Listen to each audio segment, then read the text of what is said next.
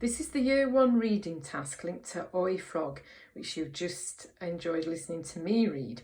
You're going to have a go at reading it now.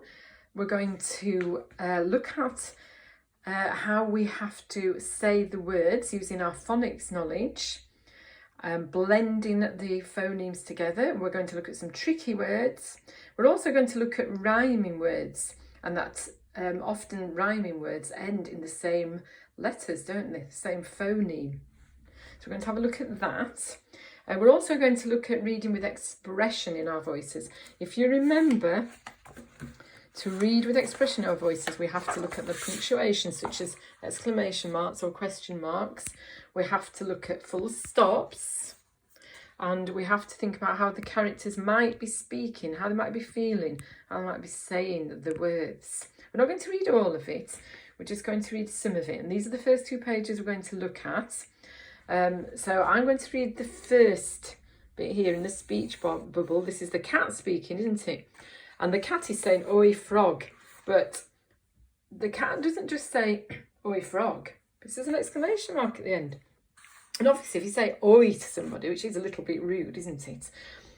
You would shout it, wouldn't you? "Oi, frog!"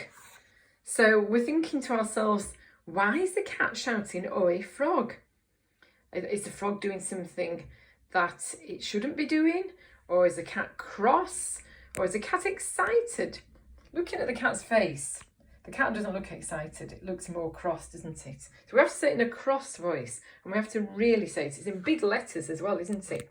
And that's easy to read. O and I make the sound oi, and then you blend these phonemes together. Frog, frog. Can we say that now? I'll say it first. Oi, frog. Right, you have a go now. Excellent. I loved your angry cat voice there. Then the cat says, "Sit on a log." So the cat's telling the frog what to do. So says it again in an angry voice. Let's have a look at how we blend those phonemes together. It, o, n, the tricky word, a, n, o, k. Sit on a log. And then we've got the exclamation mark. So the cat's saying in an angry voice. And then it's said, which you know, it's a common exception word. The, that's a common exception word. And then we can have k, a, t. And then we have to stop, full stop. So I'll say it first. "Sit on a log," said the cat. We don't say that in an angry voice, because that's not the cat speaking, is it? Right, I'll do it again. "Sit on a log," said the cat. Can you say that now?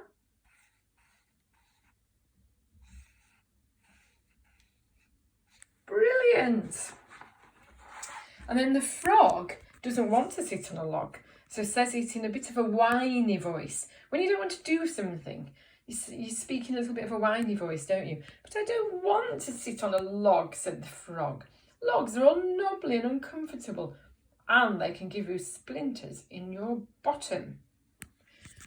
So I love saying those lines, and I think you will too.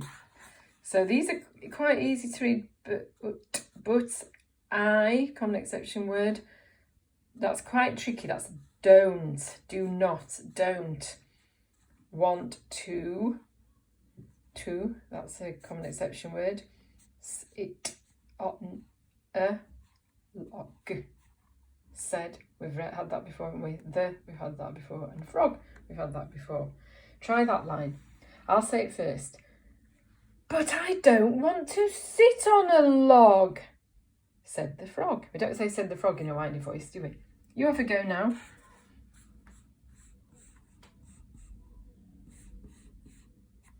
That's right. Now I'll read the next bit. "Logs are all knobbly and uncomfortable, and they can give you splinters in your bottom." Shall we read that together?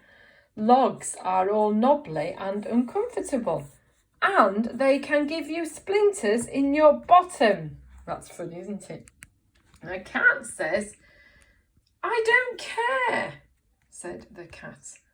"You're a frog, so you must sit on a log." Let's read that together. I don't care, said the cat. You're a frog, so you must sit on a log. That's quite tricky because you've got the cat saying something there and there, but in the middle, that isn't the cat speaking, that's just said the cat. Have another go with me. I don't care, said the cat. You're a frog, so you must sit on a log. And the frog doesn't want to sit on a log. Now I'm going to read it, and I'm going to miss words out, and I want you to put in the missing word. It should be one that you can use your phonics for, or one that's a common exception word. Okay, let's have a go at that. I'll tell you what, I'll read it first, and then I'll read it again and miss a word out. Can't I sit on a mat? Asked the frog. Right, you put in the missing word now. Can't I sit on a... asked the frog. Well done. Did you get mat? You got the question mark. It's a question. Right, this time it's going to be a little bit trickier because I'm not going to read it first. I'm just going to miss the words out, okay? Only sit on, said the cat. Well done. Did you say only cats sit on mats, said the cat? What about reading this with me, but then sometimes I might stop and you will read the word by yourself.